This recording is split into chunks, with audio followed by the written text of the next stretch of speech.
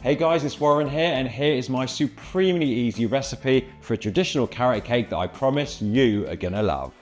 Okay, firstly take a large mixing bowl, place a sieve on top, then add 175 grams of self-raising flour and 1 teaspoon of bicarbonate of soda. Then simply sieve the two into the bowl. Now straight into the bowl add 175 grams of soft brown sugar, and then it's time to add your spices. Add 1 teaspoon of ground cinnamon, 1 teaspoon of ground nutmeg, then pour in 1 teaspoon of vanilla extract. Carefully crack 3 large eggs into the bowl, then pour in 175 milliliters of sunflower oil. And now for the main ingredient, carrots. Take 175 grams of them and wash and peel if necessary, then simply grate them into the bowl. Then also grate in the zest from 1 orange. And that's everything added, so now all you need to simply do is take a wooden spoon and mix all of those delicious ingredients together.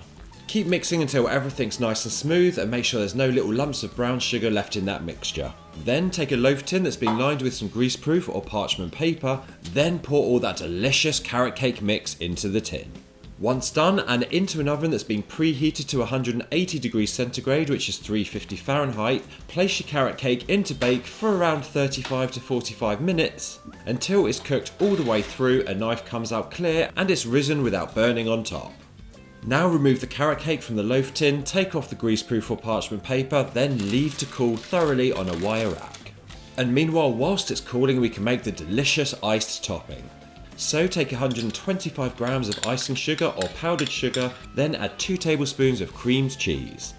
Now squeeze in a small amount of juice from the orange we used, which will give your icing a lovely tangy flavour and also help it drip off the side of the cake. Then simply mix together until nice and smooth.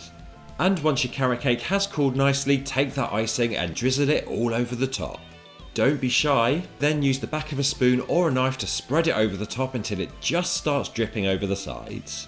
Then once you're happy, simply leave the icing to set, preferably for an hour or so in the fridge, and then this delicious moist carrot cake is ready to serve, and trust me, it will be enjoyed by everyone. And if you loved this dessert, remember to give this video a thumbs up and subscribe for loads more recipes.